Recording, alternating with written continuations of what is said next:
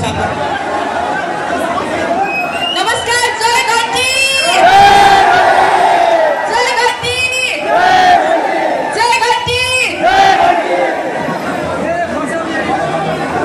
आजको यो कार्यक्रममा सम्बोधन गर्नको लागि मान्य हरि ढकालज्यू र म कर्नाटक तपाईहरुको शहरमा आइपुगेको छु। केही कुरा भन्नलाई तपाईहरुले सुन्ने वातावरण सिर्जना गर्नुपर्छ। सबैजना शान्त भएर बसौँ अनि बल्ल म सुरु गर्छु ल। बसौँ सबैजना शान्ति। पछाडि पनि हेर्नुपर्छ, पछाडि पनि हेर्नुपर्छ। अगाडिको सबै साथीहरु बसौँ, प्लिज बसौँ, बसौँ न।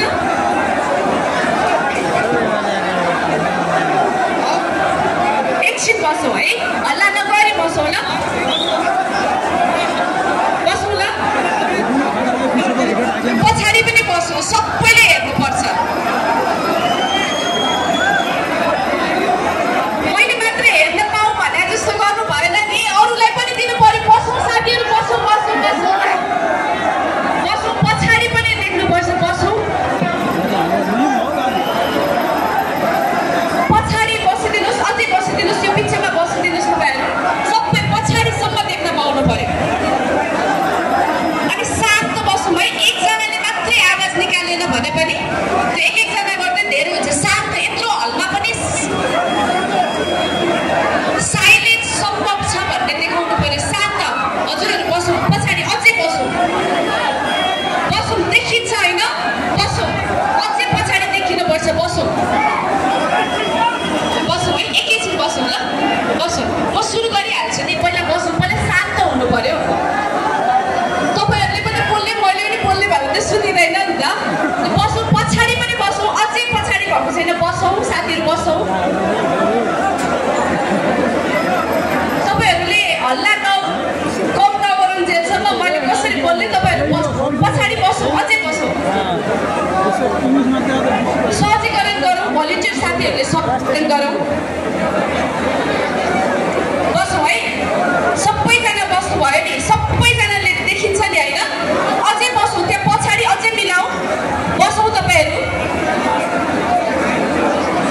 यता पनि मिलाइदिनुहोस् है। यहाँको कुनाको साथीहरूले पनि देख्नु पर्यो है। यता पनि मिलाइदिनुहोस् ल, अगाडिको साथीहरू बसिदिनुहोस् पर्यो। यता ठिक छ ल, पछाडि पनि मिलाइदिनुहोस् है त ल। ठिक छ, सबैले देख्यो है। अब म बोल्दा तपाईँहरू शान्त बस्ने, अनि म बोल्ने। तपाईँहरू बोल्दा म शान्त बस्ने। यही नियम पालना गर्नुपर्छ है त ल। आदरणीय यस प्रवास नेपाली सम्पर्क मञ्च भारतको कर्नाटक राज्य समितिको आजको यो सभामा पाल्नुभएका पूर्वको मेचीदेखि पश्चिमको महाकाली, हिमालको भोटदेखि तराईको फाटसम्मका सम्पूर्ण आदरणीय नेपाली दाजुभाइ दिदीबहिनी, आदरणीय आमा बुवाहरूमा नमस्कार। जय घन्टी, जय घन्टी, जय घन्टी, जय घन्टी। यहाँहरूलाई थाहा छ, राष्ट्रिय स्वतन्त्र पार्टी अहिले सङ्घर्षबाट गुज्रिरहेको छ। हाम्रा पार्टी सभापति आदरणीय रवि लामिछानेज्यू, जो यो देशको परिवर्तन गर्नको लागि अब पत्रकारिताबाट मात्रै सम्भव हुँदैन, मूलधारको राजनीतिमा आएर म राजनीतिमा भएको फोहोर सफा गर्छु भनेर यहाँ आउनु भएको व्यक्तिलाई आज राज्यले प्रतिशोध साँधेर यो किसिमको व्यवहार गरिरहेको छ कि यो परिस्थितिमा सम्पूर्ण